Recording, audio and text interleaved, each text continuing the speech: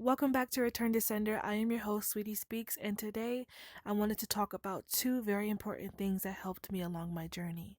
Now let's get into it. No one else, it's just you.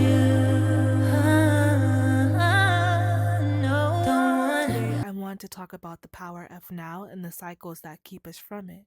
If we are all honest with ourselves, in today's era of technology, we have a hard time living in the present. We're either stuck in the past, replaying old conversations, holding on to mistakes, or carrying the weight of things that can't change. Or we're living in the future, obsessing over what's next, waiting for something perfect to happen. We're all waiting for something, right?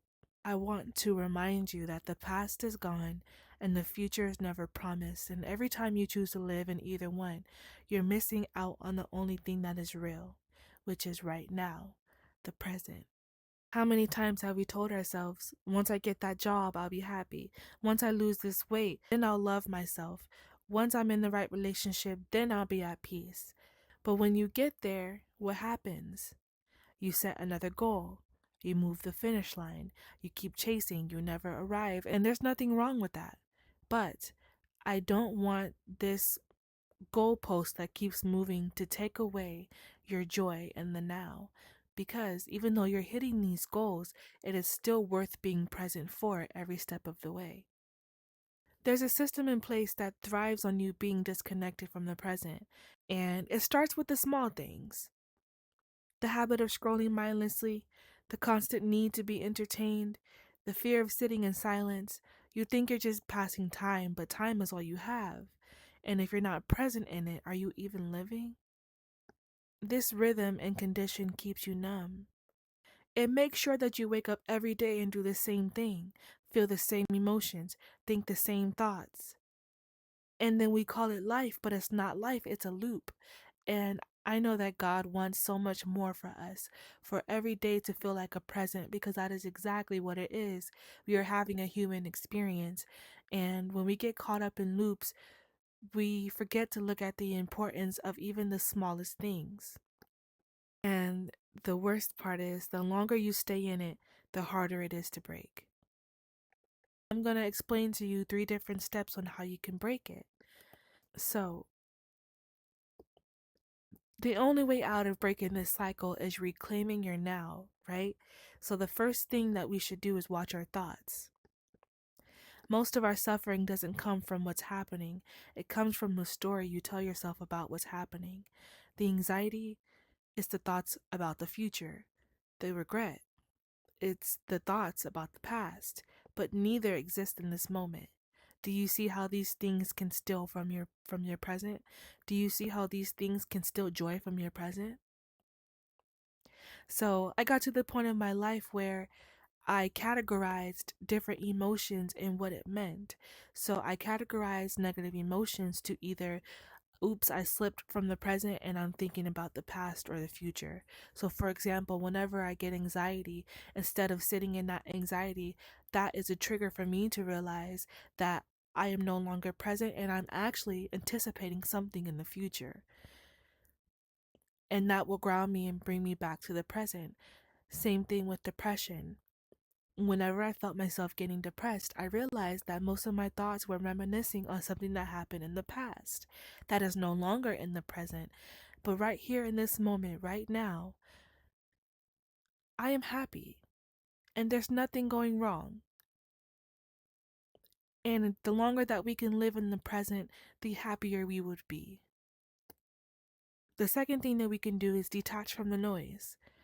Look at your habits. What keeps you distracted? Look at your habits and find out what keeps you distracted. Who keeps you in the same cycles? Because we can't heal in the same environment that's breaking us. And lastly, we can anchor ourselves in the present. So that means stop waiting to feel alive. Stop postponing joy. Stop moving the goalpost. If you can't find peace here, you won't find it anywhere.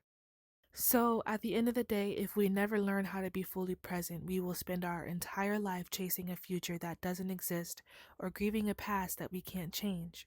Because the truth is, the true gift is the present. and that's the only thing that exists.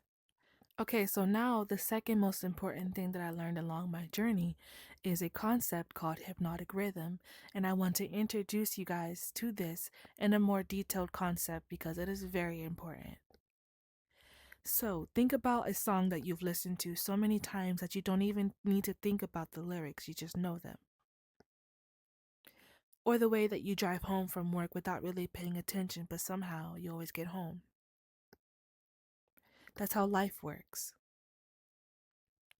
Every action you repeat, every habit, every belief, every reaction, it creates a rhythm, right? And once the rhythm is strong enough, it takes over. And you're not thinking anymore, you're just operating. People call this autopilot. It's another word for hypnotic rhythm. This is the same concept that the world and the universe use. We have the seasons, right? The seasons come and change. It doesn't change. It is in its own hypnotic rhythm and in our own way because we are Earth. We are everything. Everything is connected. We have our own version of hypnotic rhythm, and this shows up to us by what we call habits and genetics. This is why we keep ending up in the same situations, or why we keep attracting the same kind of people, or why every time you change, something pulls you back. It's not bad luck, it's a cycle. The danger of living an autopilot is you become a drifter. And a drifter is just like imagine a log just drifting along the current. It's just kind of like you're on autopilot. When you become on autopilot, you are no longer present. When you're no longer present, that is a very dangerous situation to be in. But most people are drifters because they just go through the motions without questioning where they're headed. And they wake up, they do what they've always done, and they call it life. But if you don't break the cycle will break you. So think about the people around you. Think about the conversations you have every day. Think about the emotions you experience on repeat. If nothing changes, where will you be in 5 years? Because hypnotic rhythm is like gravity. And once you get caught in it, it takes real effort to break free. Again, imagine that log going down the current. It takes real effort for you to break that current. And the longer you follow this hypnotic rhythm, the longer you take to break this cycle, the stronger the current goes, the stronger it is to break the habit. So much so that certain habits are passed down through generations and they become harder and harder to break until they then become permanent, like the seasons, like the years, like the sun, how it rises and falls.